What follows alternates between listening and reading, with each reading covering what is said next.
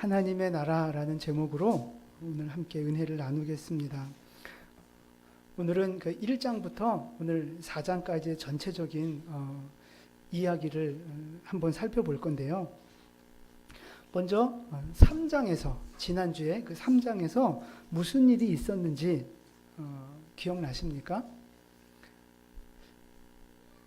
아브넬이 죽어요. 사람들 이름이 좀 많이 나와서 제가 표를 하나 좀 준비했거든요. 표를 한번 좀 보여주세요. 네. 앞에 보시면 이쪽은 이제 다윗의 집이고요. 다윗의 그 사령관이 요압이라는 사람입니다. 그리고 요압의 동생이 아비새하고 아사헬 이제 이렇게 있어요. 이쪽 사울의 집은요. 지금 사울은 죽었고 왕자 이스보셋이 왕의 역할을 하고 있는데 그 사령관은 누구냐 하면 아브넬이라는 사람이에요. 그리고 아까 우리 읽었던 5절부터 또 그 군대 장관 2명이 나오는데 그 사람들은 요 아브넬 밑에 있었던 그런 장관들입니다. 그런데 지난주에 이 아브넬이 죽어요. 왜 죽었느냐? 어떻게 죽었느냐? 아브넬이 무슨 짓을 하죠? 그 사울의 후궁을 이렇게 범하잖아요. 그래서 그 이제 아들 이스보셋이 이제 막 화를 내는 거예요. 네가 어떻게 그럴 수 있냐고. 그러니까 그 말을 들은 이 아브넬은 또 열받는 거예요. 네가 나를 지금 무시해도 분수가 있지? 그러면서 확 열받아서 무슨 결정을 하느냐? 이 사울의 나라를 다윗에게 갖다 바쳐야 되겠다. 항복해야 되겠다. 그런 결심을 해요. 그래서 부하들을 몇 명 데리고 다윗에게 갑니다. 다윗에게 가서 이제 이렇게 이제 넘길 테니까 우리 잘 해봅시다. 다윗이 좋아하겠어요? 싫어하겠어요? 엄청 좋아해요. 아니 공짜로 준다는데 엄청 좋아하죠. 그래서 아브넬을 극진히 대접을 해서 돌려보내요. 근데 아브넬에게 앙심을 품고 있는 사람이 한 명 있었어요. 누구게요? 어떻게 아셨어요? 맞아요. 네. 예습을 잘 해오시면 이렇게 아십니다. 요압이요. 이 요압이 아브넬을 굉장히 미워해요. 왜냐하면 이제 2장 내용으로 다시 돌아가야 되는데 2장에 보면 무슨 얘기가 나오냐면 사울의 집과 다윗의 집이 전쟁을 해요. 근데 그때 군대 장관이 이쪽은 요압이고 이쪽은 아브넬이었는데 이 전쟁에서 누가 이겨요? 요압 쪽이 이겨요. 그래서 이제 아브넬은 막 도망을 치는 거예요. 근데 그런 상황 속에서 이 요압의 동생 아사헬이 도망가는 아브넬을 끝까지 추격을 하는 거예요. 근데 아사헬이 너 나 쫓아오지 마. 너 그러다 죽어. 그랬는데 얘가 말을 안 듣고 계속 쫓아가요. 그러니까 이 아브넬이 어쩔 수 없이 아사헬을 죽여요. 그러니까 요압 입장에서는 자기 동생을 죽인 나쁜 놈인 거죠. 그러니까 이 아브넬에 대한 증오심 이게 굉장히 많이 있어요. 그래서 다윗이 아브넬을 이렇게 잘 대접을 해서 돌려보냈는데 요압이 몰래 불러요. 할 말이 있다고 몰래 불러가지고 암살을 하는 거예요. 그래서 아브넬이 그렇게 죽게 되는 거예요. 이제 그러한 이런 그 배경 속에서 오늘 이 4장 말씀이 이제 시작이 되는 건데 먼저 4장 1절 말씀을 같이 한번 읽도록 하겠습니다. 4장 1절 사울의 아들 이스보셋은 아브넬이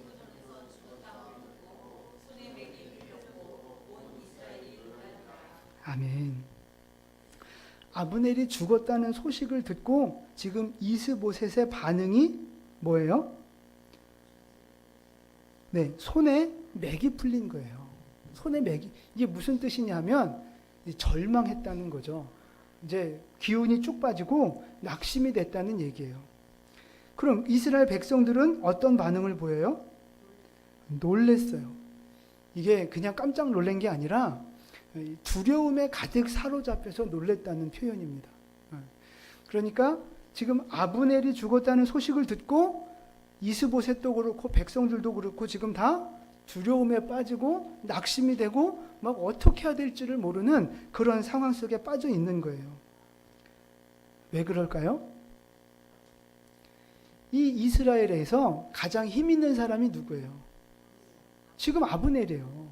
가장 힘 있고 싸움 잘하고 용맹 있고 그나마 지금 그 사울의 나라가 유지되고 있는 것이 이 아브넬 때문에 그런 거거든요. 그런데 그 아브넬이 죽었다 그러니까 자기들이 의지하고 바라보던 힘 있는 사람이 없어진 거예요. 그러니까 이제 낙심이 되고 이제 어떻게 해야 되나 그런 두려움 속에 빠지게 된 겁니다. 그러니까 지금 이 한 문구 속에서 우리가 알 수 있는 게 뭐냐면 저 사울의 나라가 지금 의지하고 있는 것이 무엇인가 하는 거예요. 그게 지금 보여지고 있는 거예요. 지금 사울의 나라는 사람을 의지하고 있고 세상을 의지하고 있고 힘을 의지해서 여기까지 오고 있는 나라라는 것을 보여주고 있는 거예요. 근데 지금 그 힘이 사라진 거예요. 자기들이 의지하던 그것이 사라지니까 맥이 풀리면서 이제 두려움 속에 빠져버리는 거죠. 근데 우리 인생도 사실 그래요.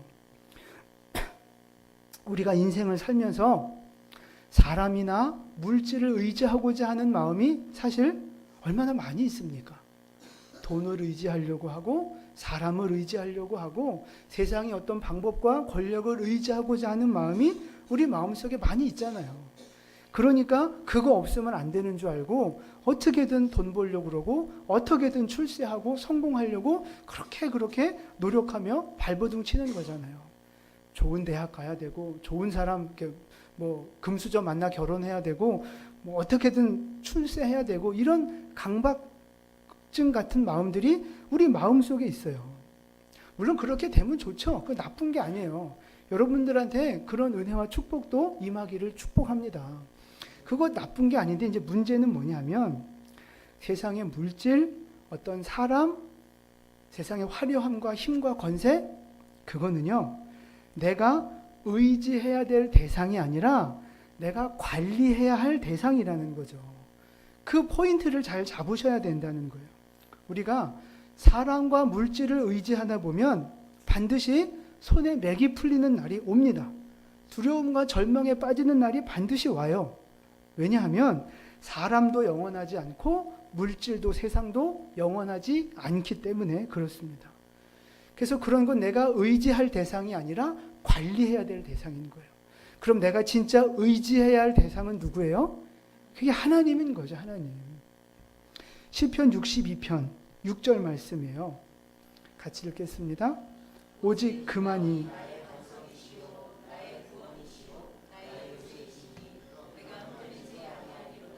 아멘. 이게 이제 다윗의 고백이거든요. 다윗이 고백하는 거예요. 오직 그만이 나의 반석이시오. 그러니까 하나님만을 자기의 반석이고 구원이고 요새라고 고백하고 있는 거예요. 그러니까 오직 하나님만을 내가 의지해야 할 대상으로 지금 결정하는 그런 믿음의 모습을 지금 보여주고 있는 것입니다. 사랑하는 성도 여러분, 물질을 의지하고 사람을 의지하면 흔들리는 날이 옵니다. 그러나 하나님을 의지하는 자는 영원히 흔들리지 않고 점점 더 강성하여 가는 줄 믿으시기를 바랍니다. 여러분 지금 무엇을 의지하며 살아가고 계십니까? 물질을 의지하고 세상을 의지하며 살고 계십니까? 아니면 하나님만 의지하며 살고 계십니까? 예, 하나님만을 나의 힘으로 삼고 나의 피난처로 삼고 나의 방패와 구원으로 삼아 살아가는 여러분 되기를 축복을 드립니다. 그래서 어떤 나쁜 소식이 들려지고 어떤 나쁜 환경이 다가온다 할지라도 그런 것 때문에 흔들리는 인생이 아니라 그런 것 때문에 낙심하고 두려워하는 인생이 아니라 어떠한 환경 속에서도 하나님이 주시는 힘으로 말미암아 승리하는 인생, 견고하게 서가는 인생, 그런 인생 되시기를 주님의 이름으로 축원을 드립니다. 하나님께서 여러분의 소망이 되시고 구원이 되시고 길이 되어주시고 힘이 되어주시는 그런 은혜가 있기를 축복을 드립니다. 아멘. 이 아브넬이 죽었다는 소식을 듣고 나서 이제 백성들이 절망을 하는데 그 상황 속에서 지금 무슨 사건이 벌어지느냐 하면 그 이스보셋이 또 죽임을 당하는 사건이 나와요. 아브넬에게 있었던 그 두 명의 장군이 또 있었는데 우리 5절 말씀을 보실까요? 오늘 본문 5절 말씀 우리 같이 읽어보겠습니다. 부에롯 사람 림몬의 아들 레갑과 바하나가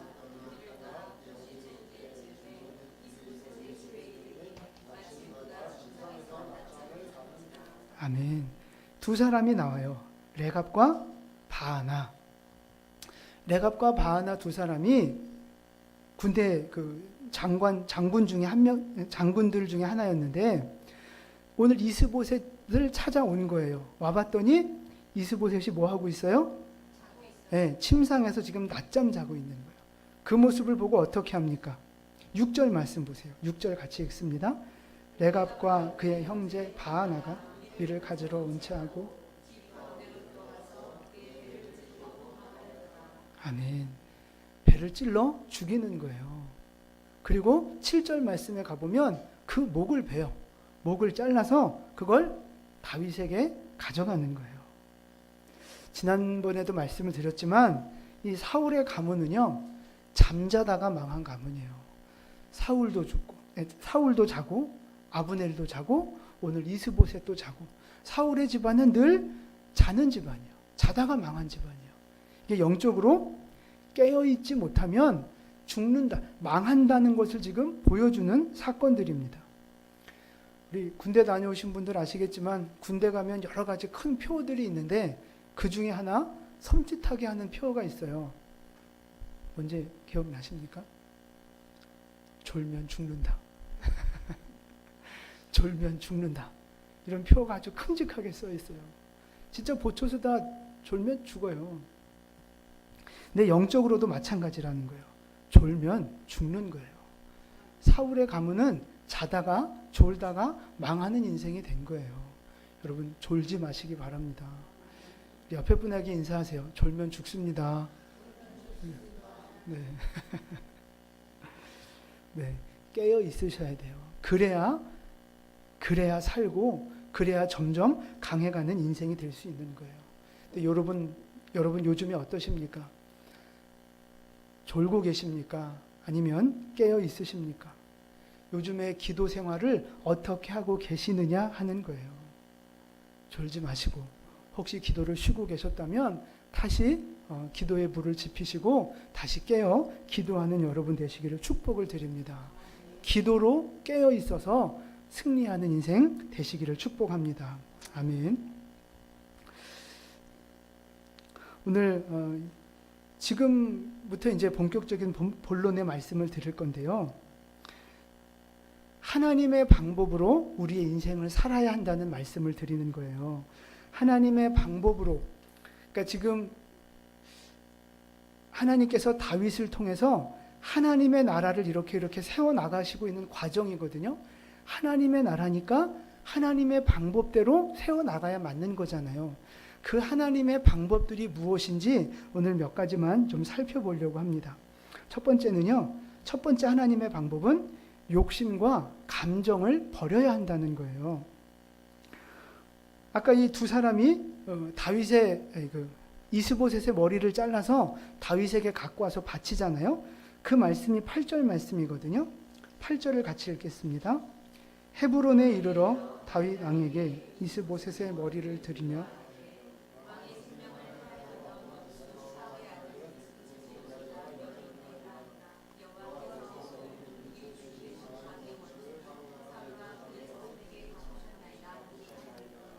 아멘. 보세요. 오늘 이 레갑과 바하나 이 두 사람이 이스보셋의 머리를 가지고 다윗한테 바칠 때 무슨 마음을 가지고 이렇게 바쳤을까 하는 거예요. 그렇죠? 다윗한테 상을 받고 칭찬을 받을 것이라는 어떤 기대감을 가지고 오늘 지금 이 일을 하고 있는 거예요. 근데 다윗이 상을 줘요, 벌을 줘요? 그냥 벌도 아니에요. 죽여요. 사형을 시키는 거예요. 그 다윗의 말을 한번 같이 보겠습니다. 10절하고 11절 말씀 같이 읽습니다. 전에 사람이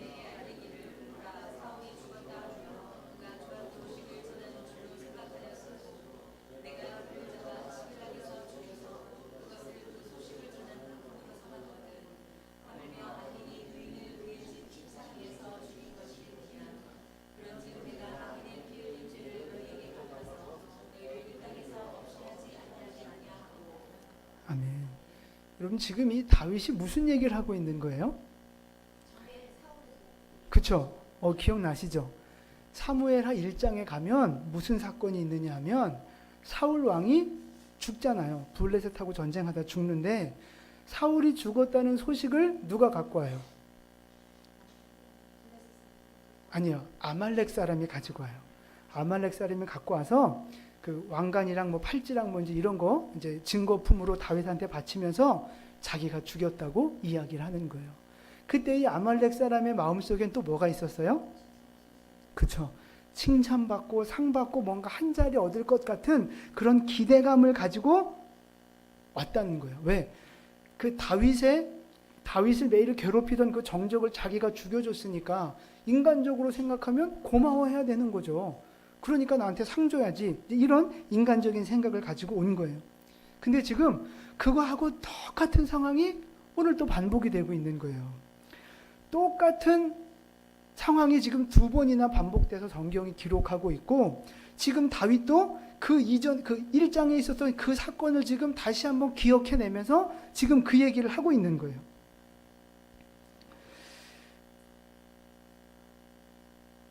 이스보셋을 죽인 사람들이 다윗에게 이렇게 상 받을 줄 알고 신나서 달려왔는데 결국은 죽잖아요. 다윗이 죽이잖아요. 왜 그랬을까요? 아말렉 사건도 그렇고 오늘 지금 이 사람들도 그렇고 왜 죽였을까요? 하나님의 방법이 아니기 때문에 그런 거예요. 보세요. 지금 이제 3가지 사건이 나와요. 오늘 3가지 사건 말씀드렸어요. 요압이 아브넬을 죽인 사건, 아말렉 사람이 사울 왕을 죽였다고 거짓말한 거, 오늘 레갑과 바하나가 이스보셋을 죽인 사건. 여러분 이 3가지 사건의 공통점이 뭡니까? 자기 욕심, 자기 감정으로 일을 처리했다는 거예요. 그게 공통점이에요. 보세요. 요압은요, 동생의 죽음에 대한 복수심으로 자기의 감정을 가지고 사람을 죽였잖아요. 이 아말렉 사람과 이 오늘 2명의 그 장군은 어떻게 했어요? 이거 욕심 부리는 거예요. 욕심. 기회를 잘 잡아서 기회주의자죠. 자기 출세하려고 자기 이득 보려고 욕심을 부리는 거죠. 그래서 자기 욕심을 위해서 다른 사람을 죽이고 거짓말을 서슴지 않는 그런 악한 짓을 지금 하고 있는 거예요. 이게 완전히 세상적인 방법인 거예요. 그러니까 지금 성경에 보여주고 있는 큰 그림이 뭐냐 하면요, 하나님이 다윗을 통해서 하나님의 나라를 이루어 가셔야 하는데 하나님의 나라는 누구의 방법대로 만들어져 가야 돼요. 그죠? 하나님의 방법대로 만들어져 가야 되는데 지금 자꾸만 태클이 들어오는 거예요. 인간의 감정이 태클을 걸고 인간의 어떤 욕심이 태클을 걸면서 자꾸 그 거룩하게 이루어져가는 하나님의 나라를 자꾸 방해하는 거예요. 자꾸 가로막는 거예요. 그러면 안 된다는 걸 지금 오늘 말씀 속에서 계속 보여주고 있는 거예요. 하나님의 나라는 하나님의 방법대로 세워져 가야지 인간의 감정과 욕심이 들어가면 안 된다는 걸 강조하고 있는 거예요. 근데 사실은 우리도 그럴 때가 있다는 거예요. 우리도. 여러분, 내가 인생을 살고 신앙생활 하면서 내 감정 가지고 내 욕심 가지고 살아갈 때가 얼마나 많이 있습니까? 우리가 믿음이 있다고 성경을 안다고는 하지만 세상적인 방법을 갖고 살아갈 때가 얼마나 많이 있느냐 하는 거예요. 때로는 내가 높아지려고, 내가 어떤 그 이득을 좀 취하려고 내가 다른 사람을 찌르고 죽이고 짓밟고 이럴 때가 있지 않습니까? 이 오늘 레갑과 바하나가 그랬던 것처럼 내 욕심 좀 챙겨보려고 다른 사람의 자존심을 짓밟고 다른 사람을 상처 주고 내가 의로운 거 드러내려고 다른 사람을 그렇게 힘들게 할 때가 있다는 거예요. 또 그래요. 이게 당연히 우리가 순종해야 하는 줄 알아요. 믿음이 있고 말씀을 아니까 당연히 순종해야 하는 줄 알아요. 이렇게 해야 되는 게 맞는 줄 알아요. 근데 기분 나쁘다고 안 하는 거예요. 알면서도 기분 나쁘니까 그냥 이렇게 삐딱하게 이렇게 막 어깃장 놓는다 그러잖아요. 그럴 때가 있단 말이에요. 목사님한테 섭섭하고 옆에 있는 집사님한테 섭섭하고, 그러니까 알긴 아는데, 이렇게 해야 되는 건 아는데 일부러 막 그렇게 삐뚤어지는 그런 마음들이 우리 안에 있어요.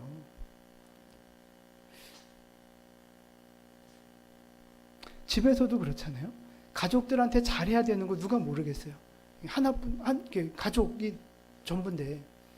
근데 가족한테 잘해야 되는 거 아는데 그게 잘 안 되는 거예요. 막 기분 나쁘니까 막 소리 지르고 막 함부로 하고 상처 주고 막 그렇게 한단 말이죠. 물론 여기 계신 분들은 보니까 안 그런 분들만 오늘 나오셨어요. 오늘 안 나오신 분들이 꼭 그런 분들. 또 그럼 안 되지 또. 우리 마음이 그렇다는 거예요. 우리 마음이. 사역을 해도 그래. 교회 사역을 할 때도 욕심이 있어요. 인정받고 싶은 욕심. 내가 열심히 하면 사람들이 알아주겠지. 내가 열심히 하면 하나님이 복 주시겠지. 내가 11조하고 헌금 많이 하면 30배, 60배, 100배 하나님이 채워주시겠지. 그런 욕심을 가지고 계산을 가지고 하나님 앞에 신앙생활 할 때도 있다는 거예요.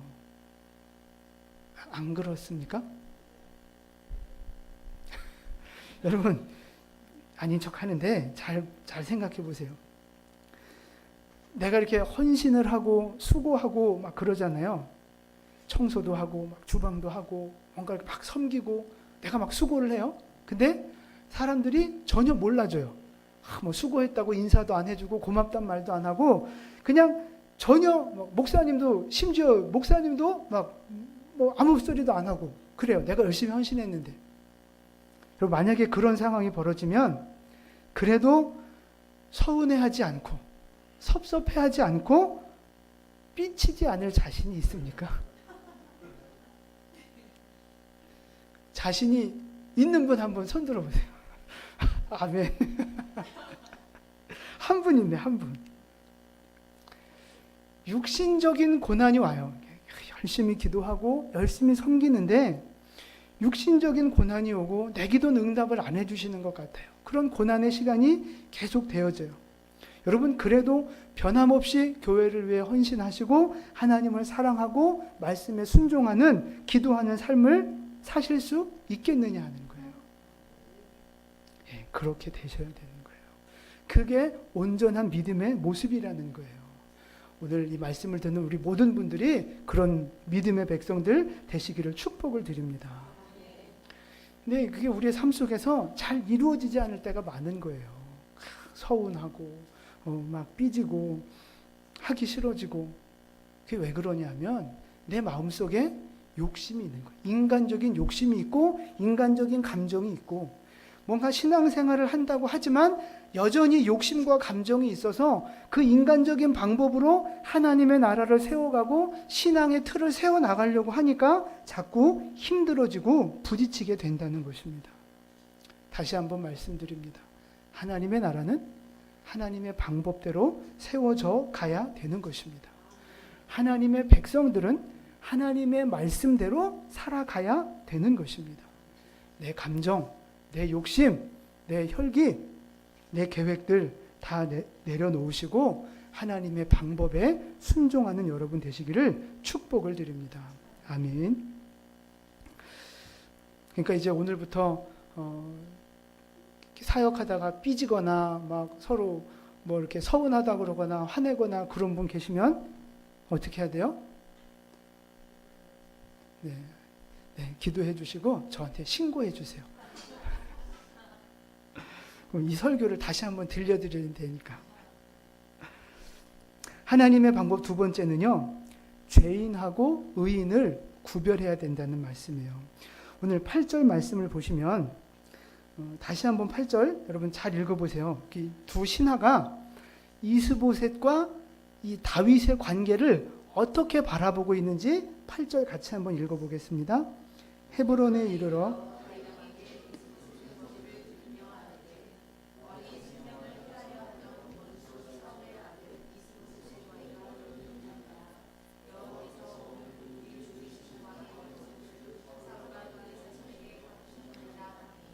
아멘.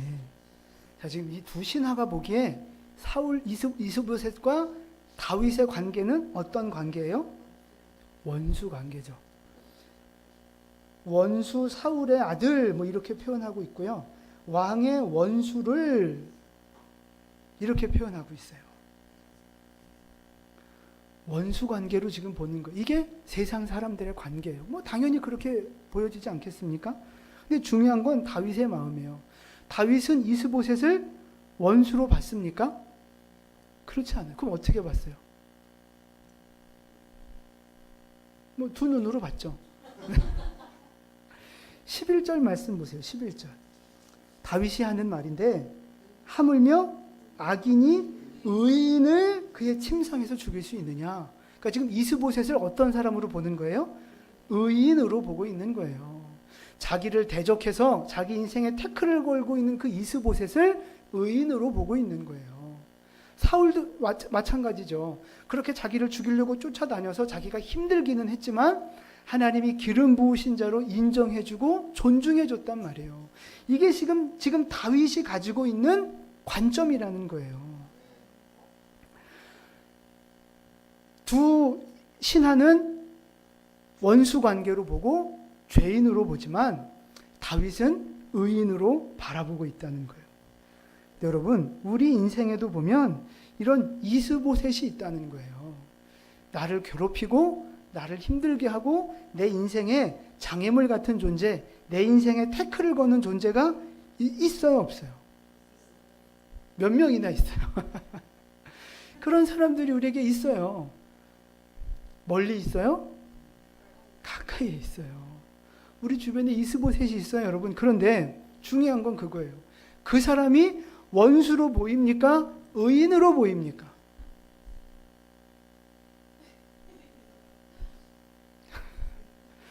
그 사람이 없어져야 될 사람으로 보이십니까? 나를 힘들게 하는 사람으로 보이십니까? 아니면 하나님이 보내주신 하나님의 도구로 보여지십니까? 이걸 잘 생각하셔야 돼요. 인간적인 생각, 우리의 감정 생각하면 저건 왼수죠, 왼수. 빨리 없어졌으면 좋겠죠. 그런데 믿음의 눈으로 볼 때는 의인이라는 거예요. 하나님이 보내신 도구라는 거예요. 여기에서 그 믿음의 시각이 차이가 나는 거예요. 여러분, 우리가 그 이스보셋을 원수라고 생각하면 어떻게 해야 돼요? 원수니까? 네, 죽여야죠. 복수해야 되고 나도 괴롭혀야 되고 저 인간은 빨리 없어져야 될 인간이고 내 인생의 짐이고 그런 거예요. 막 그 인간을 향해서 막 비난하고 정죄하고 막 그런 마음이 드는 거예요. 그러면서 나는 늘 뭐예요? 피해자인 거예요. 제가 나를 괴롭히고 제가 나를 힘들게 하는 거예요. 근데 그러면 뭐가 문제냐? 이 고난의 환경 속에서 나는 바뀌지 않는 거예요. 나는 바뀌지 않아요. 근데 그 이스보셋을 의인이라고 생각하면 어떻게 해요? 그 사람을 통해서 내가 훈련받고 있는 거잖아요. 그 사람 때문에 내가 기도하게 되고 그 사람 때문에 내가 겸손해지고 그 사람 때문에 내가 믿음으로 이렇게 성장해 가는 거예요. 그래서 내가 잘 성장해서 하나님이 주시는 복을 받을 수 있도록 나를 도와주는 그런 고마운 사람이 되는 거예요. 그러니까 그 사람을 의인으로 바라보면 뭐가 바뀌어요? 그 사람을 대하는 내 태도가 바뀌는 거예요. 내 마음이 바뀌는 거예요. 그러니까 이 바하나와 레갑은 원수로 생각하니까 죽이는 일을 했지만 다윗은 의인으로 보고 하나님이 보내신 사람들로 보니까 그들을 존중해 주는 사람이 된 거예요. 여러분, 내 주변에 있는 이스보셋을 의인으로 바라볼 수 있기를 축복을 드립니다.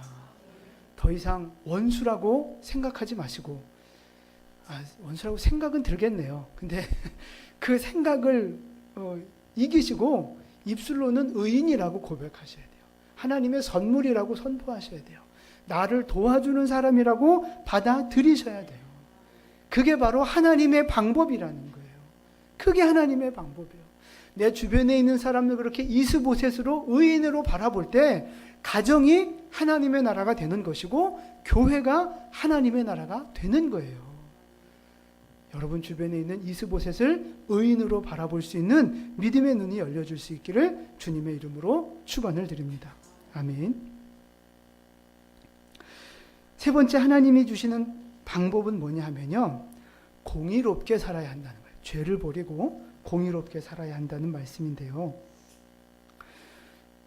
이 레갑과 바하나, 인간적인 방법으로 다윗의 나라를 세워가려고 했던 그 사람들을 다윗이 다 죽인단 말이죠.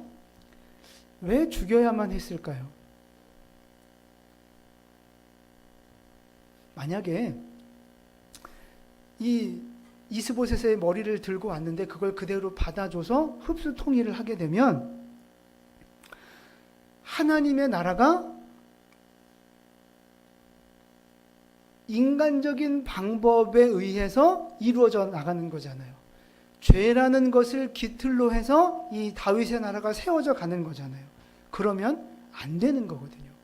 하나님의 나라는 하나님의 방법대로 세워져 가야지 인간의 방법대로 세워져 가면 안 되니까 그걸 받아들일 수 없었던 거예요. 그래서 죽일 수밖에 없었다는 거예요.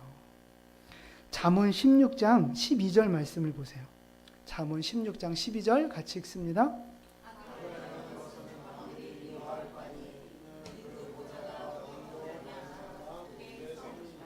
아멘. 악을 행하는 것은 왕들이 미워해야 된다는 거예요. 그러니까 우리는 하나님의 백성들은 악을 행하는 것을 미워하라는 거예요. 그 이유가 뭐냐면 보좌는 공의로 말미암아 굳게 서기 때문에 그렇다는 거예요. 공의로운 나라가 되고 법대로 이루어지는 나라가 되어져야 그 나라가 견고해질 수 있기 때문에 그렇다는 거예요. 불법 위에 세워진 나라는 금방 망할 수밖에 없는 거예요. 세상 나라도 마찬가지 아닙니까? 좋은 법이 세워지고 그 법대로 국정 운영을 하는 그런 법치 국가가 되어질 때 나라가 건강해지는 거잖아요. 법이 약해지고 법이 무시되면 어떻게 돼요? 부정부패가 만연하게 되는 거예요. 그러면 나라는 점점 약해져 가고 망해져 가는 거거든요. 우리 인생도 마찬가지예요. 영적인 원리도 마찬가지예요. 우리에게 있어서 법이 뭡니까? 하나님 말씀이잖아요. 하나님의 말씀을 소홀히 하고 인간적인 방법으로 자꾸 살아가면 점점 약해져 가는 거예요. 그러나 하나님 말씀대로 거룩하게 살아가면 우리의 인생이 점점 더 견고해지는 인생이 된다는 것입니다. 여러분 삶 속에 있는 죄를 버리시고 하나님 앞에 거룩하게 공의롭게 말씀대로 살아가는 여러분 되기를 축복을 드립니다. 그 하나님의 방법으로 살아갈 때 우리의 삶 속에 하나님 나라가 임하게 되는 거예요. 오늘 말씀을 정리하겠습니다. 하나님의 나라를 이루어 가려면요, 하나님만 의지하고 하나님 방법으로 살아야 하는 거예요. 여러분, 지금 우리가 어디에서 살아가고 있는 겁니까? 하나님 나라 안에서 지금 살아가고 있는 거잖아요. 내 인생이 지금 하나님 나라에 속해 있는 거고, 나의 가정과 우리 교회가 지금 하나님 나라에 속해 있는 거잖아요. 그러니까 우리의 모든 삶은 하나님의 방법대로, 말씀대로 만들어져 가야 그게 온전한 나라가 되고 온전한 축복을 누릴 수 있게 된다는 거예요. 거기에 자꾸만 인간적인 생각이나 방법이나 감정이 들어가면 더 큰 문제가 생긴다는 것입니다. 그래서 내 욕심을 버려야 하고 내 감정을 버려야 하는 거예요. 내 속에 있는 죄를 버리고 거룩하게 살고 공의롭게 살아가는 믿음의 결단이 필요하다는 것입니다. 내 옆에 있는 사람을, 이스보셋을 의인으로 바라볼 수 있는 그 믿음의 눈이 열려져야 하나님의 나라 이루어갈 수 있게 된다는 것입니다. 사랑하는 성도 여러분, 오늘 이 말씀대로 이 믿음으로 순종하며 살아가는 여러분 되시기를 축복을 드립니다. 그래서 우리의 삶 가운데 하나님의 나라가 이루어지고 여러분의 가정이 하나님의 나라 되고 우리 교회가 온전한 하나님의 나라가 되어지는 그런 복된 역사가 있기를 예수님의 이름으로 축원을 드립니다. 아멘. 기도하겠습니다.